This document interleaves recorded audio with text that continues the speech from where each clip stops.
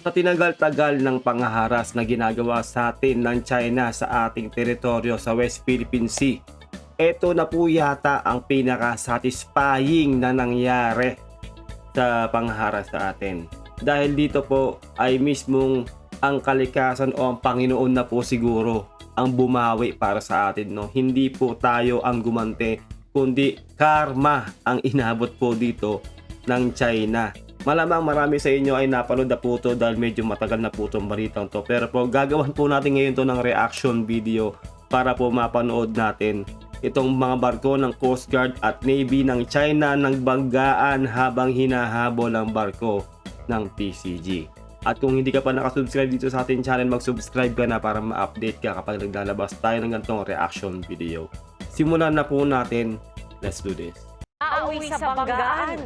Nagsalpukan ang dalawang barko ng China sa gitna ng paghabol nila sa barko ng Philippine Coast Guard sa Bago de Masinloc sa West Philippine Sea.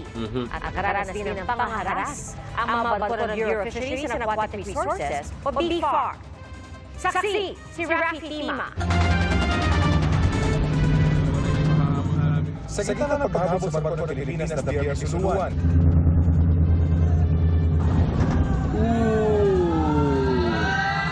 Grabe no, sobrang satisfying po. No? So, satisfying talaga. Yun po ang pakiramdam natin bilang mga Pilipino sa nangyari po dito dahil sila po mismo ay nakarma. At miscalculation po nila yan. Wala po tayong ginawa o ang barko natin. Wala pong ginawa na kakaibang barko natin. Sila po mismo ay kinarma dyan. Ang tagal na po tayong hinaharas ng China noong 2020 or 2024 pa halos. Kaya ito ngayon sobrang satisfying po para sa akin to. At sa balita nga po, no, nagkaroon na po ng casualty. Hindi po tayo natutuwa doon sa casualty. Hindi naman po tayo ganun kasamang mga Pilipino, no. Pero satisfying po na mismong sila mismo ang nagkaroon ng ganitong banggaan sa sarili nilang barko. Doon lang po tayo, no, hindi po tayo aano doon sa casualty kasi po buhay pa rin po yun, no. At ginagawa lang din po nila yung side ng trabaho nila sa kabilang side, no, kung tutuusin. Pero wala po tayong pakialam doon. Ang pakialam po natin dito, ito pong nangyari na to ay sobrang satisfying dahil nakarma po sila.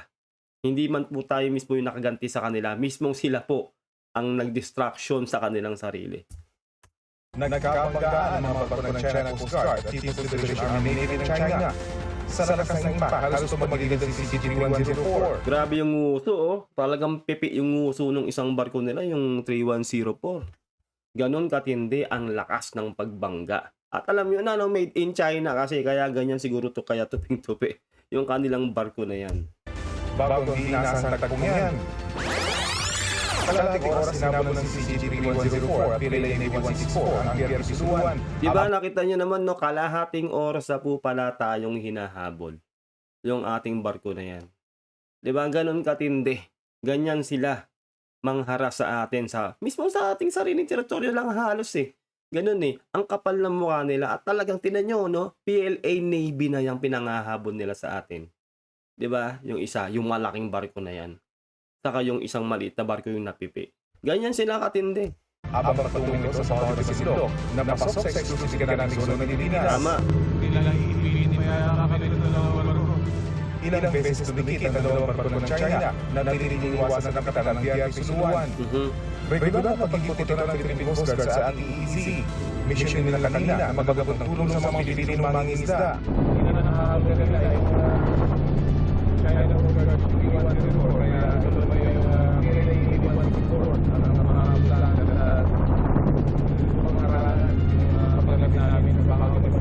Pero malaking kudos din talaga sa nagmamaneho po ng barko na to, no, dito po sa ating barko. Dahil talaga pong nakita nyo naman, no, ang talagang hindi siya inabutan at nagkaroon nga ng miscalculation yung China. Ibig sabihin lang po nun, mahusay po yung nagmamaneho nitong barkong to. Kaya malaking kudos po at isipin nyo, no, totoo yung sinasabi niya, balak silang ipitin. Magkabila po yung malaking barko at yung isang barko. No? Balak silang ipitin talaga. Ganun ang gustong gawin. Pero yun na nga po, no, hinarma dito ang China.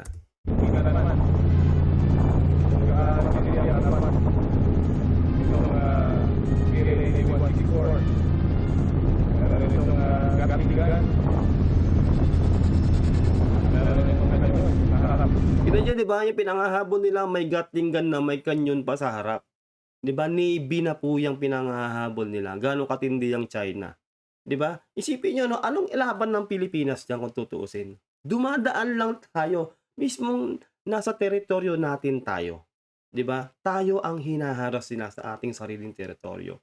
Ganyang katindi ang China, sila mismo yung lumalabag sa international law sa UNCLOS.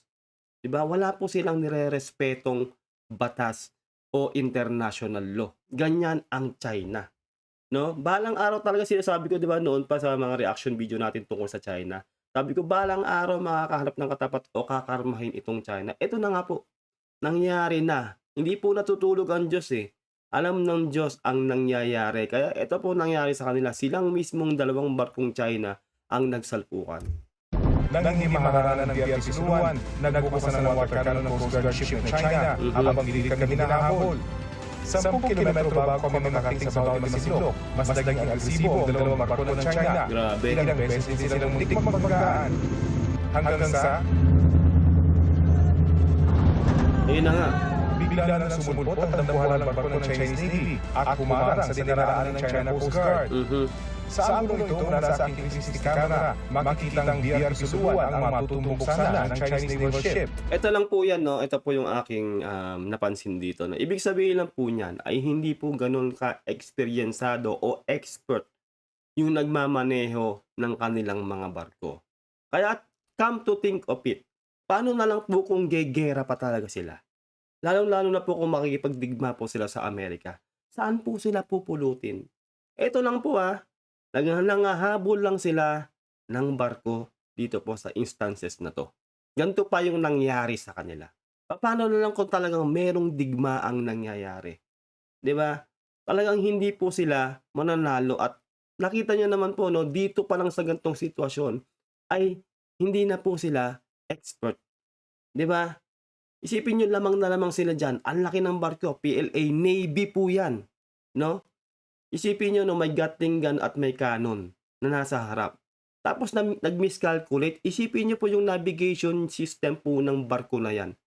High-tech yan. Pero bakit miscalculate pa niya nang nagmamaneho ng barkong PLA Navy na yan, itong pag nagkabanggaan nga sila ng isang barko nila. Di ba? Kaya kung tutuusin, ay hindi po talaga sila eksperyensado at hindi po sila handa lalong-lalo na po kung magkakaroon ng digmaan. Malaki pa po ang kanilang kumbaga sabi nga nila marami pa silang kakaining bigas. Ganun po. Mabilis lang nakalagpas ang barko ng Philippine Coast Guard, kaya ang mga barko ng China ang nagbanggaan. There was a miscalculation on the part of the PLA Navy when it did a very sharp turn. Siya yung bumangga sa China Coast Guard. Pero ibig sabihin lang po nun, no, na talagang meant na banggain tayo nung PLA Navy na yon na ship. Ganun po siguro, no. Bahalak tayong i-damage para syempre pa nagkaroon ng damage yung ating barko, tayo po ngayon ay lalaot o talagang magdadak na tayo. 'Di ba? Magpo-pull out, kumbaga. Ganun po ang gustong mangyari siguro nitong PLA Navy na to na malaking barko. Pero na miscalculate, karma ang inabot nila. Very sharp turn. Siya yung bumangga sa China Coast Guard vessel. Wasak ang uso ng CCG-104. Hindi pa tiyak kung may nasaktan mula sa mga nagbanggang barko. Ayun nga, meron nga daw sa yung further na balita na to, may casualty nga raw po. Hindi lang daw po alam kung ilan po yung casualty. Ang PCG niradyo naman ng China Coast Guard para tumulong.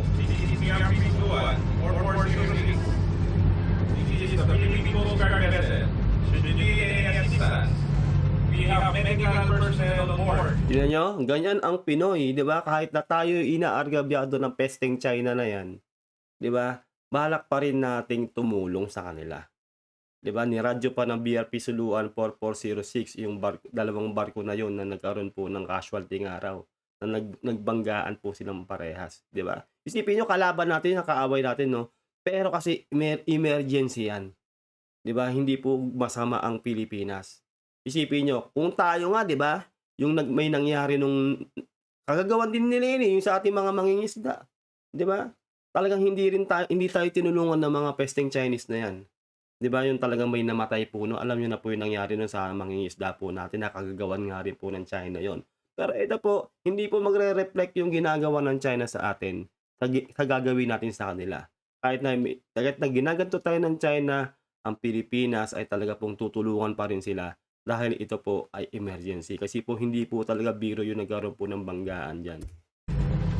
Hindi sumagot ang barko ng China Coast Guard. Habang ang PLA Navy 164, lalo naging agresibo sa paghabol. Grabe. Ilang beses itong pilit inabot ang likod bahagi ng BRP Suluan at nagmamanobrang di naman mababangga. Malayo naman ngayon sa bahagi ng Kasi desperado na sila eh. Di ba? Nagmukha silang engot doon eh. Sila yung nag-miscalculate. Siyempre, nanggigil na sila. Kaya hindi nila tayo ngayon titigilan. Gusto nilang bumawi sa kahihiyan nila. Talagang gusto na nila tayong i-damage. Kaya po tayo hinahabol pa rin ng mga Chinese na yan. At nagmamanobrang di naman mababangga. malayo naman ngayon sa bahagi ng Baho de Masinloc at napunta na sa direksyon ng Zambales. Pero ngayon, nagkakabilis pa rin yung takbo itong PLA dahil hindi kami hinahabol. Bumagat din kalaunan ng takbo ng Chinese Navy. Dito na nakita ng kapitan ng BRP Suluan na tinamaan din pala ang barko ng Pilipinas. Bumalot ang flagpole ng BRP Suluan matapos dumikit at bumangga rin dito ang barko ng PLA Navy nang magkabangga sila ng China Coast Guard. Diba? Ibig sabihin po noon talagang meant tayong banggahin. Kasi nabangga rin pala talaga tayo pero hindi na tayo napuruhan. Dahil nga sila nga po yung napuruhan ng todo. Pero kung tutuusin, no, kung iisipin nyo, sobrang malaking kahihiyan ang balitang to sa buong mundo. Diba? Ano kayang reaction dito ni Xi Jinping na nagkaroon sila ng bahid, nagkaroon sila ng mancha ng dahil dito sa pagmamaniobra na to at panghahabol sa atin dyan sa West Philippine Sea. Dahil nakakahiya po talaga to, napakalaking bansa niya, napakayamang bansa daw, no, na China. 'Di ba? Nagkaroon ng miscalculation, kinarma sila, tapos kumalat sa buong mundo. Siyempre tatawanan sila ng mga iba't ibang bansa, lalong-lalo na po yung mga bansang inaargabyado at mga kalaban nilang bansa. 'Di ba? Kaya ito po talaga, no, uulitin sa inyo, darating talaga ang panahon ng China na talagang kakarmahin sila at makakahanap sila ng katapat dahil hindi po talaga natutulog ang Diyos. Alam ng Diyos ang nangyayari. Pumapanig ang Diyos doon sa mga inaapi. Tandaan niyo yan. Kalaunan, tumigil rin sa paghabol ng PLA Navy habang palayo na kami sa Baho de Masinloc. Ang mga sasakyang pandagat ng Bureau of Fisheries and Aquatic Resources nakaranas din ng pangaharas. Grabe. Hindi bababa sa 25 barko ng China Coast Guard at Chinese maritime vessel ang nakapalibot sa Baho de Masinloc. Nag-wage challenge pang China na sinagutin ng FAR.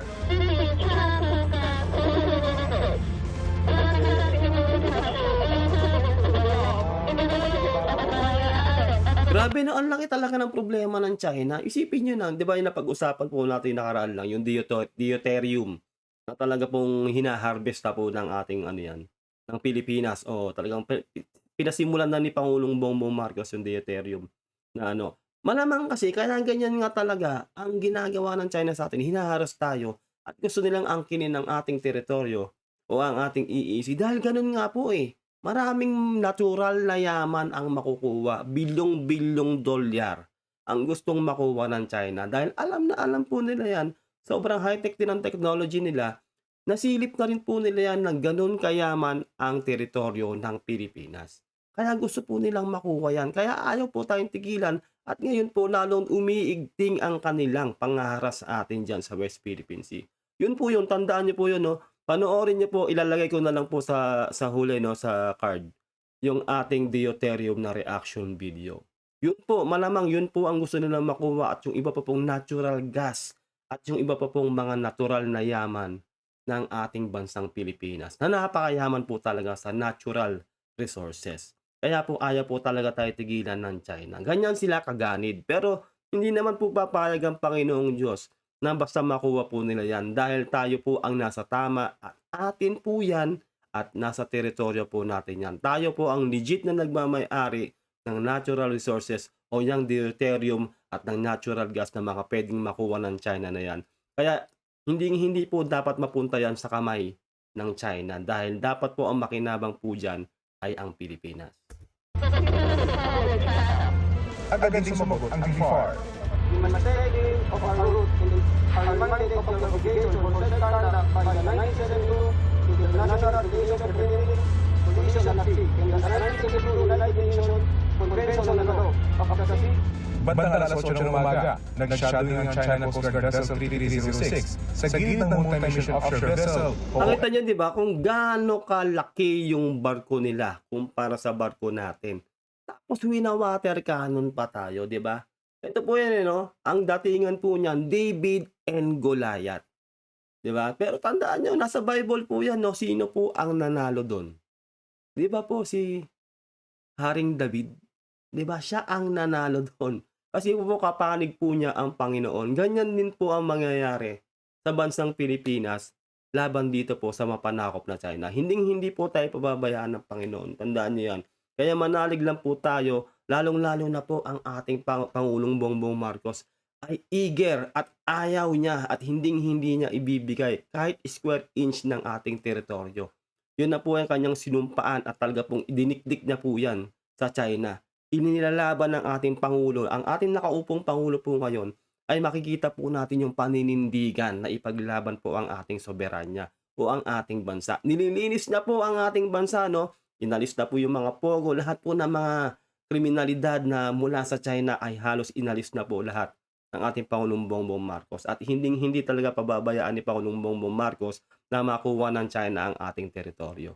Kaya suportahan po natin ang Pangulong Bongbong Marcos sa ginagawa niya pong to dahil tayo rin po, lalong-lalo na po ang ating mga anak, ang ating salinlahi, ang makikinabang kapag po talaga na-i-harvest na lahat ang mga makukuha nating natural resources dyan sa ating teritoryo. Hindi po dapat makuha yan ng China. Kaya suportahan po natin ang ating Pangulo at ang ating gobyerno laban dito sa mapanakop na China. David and Goliath, nakikita nyo, no? Napakalit po ng barko natin, tayo pa po ang winawater cannon. Ganyan po kawalang hiya ang China. shadowing ang China Coast Guard Vessel 3306 sa gilid ng multi-mission offshore vessel o MMOV na Dato Bangkaya.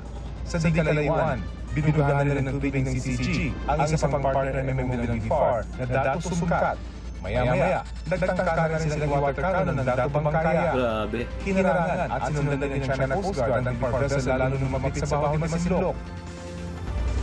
Tapos sasabihin nila sa media, no, na alam niyo na, sa media nila, tayo daw yung nang poprovoke, kaya daw ganyan, tayo daw yung talagang nagsisimula ng gulo sa West Philippine Sea. Pero hindi po bobo ang buong mundo. Nakikita ng buong mundo yung nangyayari.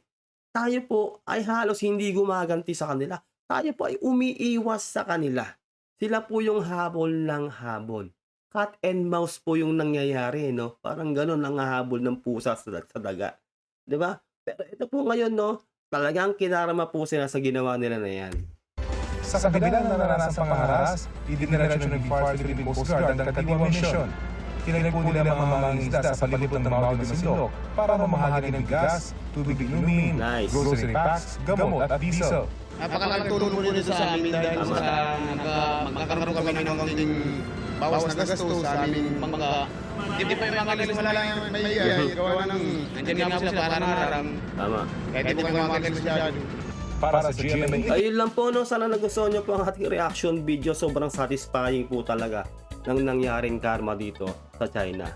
Kung hindi ka pa nakasubscribe, mag-subscribe ka na sa ating channel para updated ka. At kung interesado ka pa sa mga ganitong reaction video, pakiclick mo na lang yung video na yan na nasa baba. Mag-iingat po kayo lahat. God bless and peace out. Bye.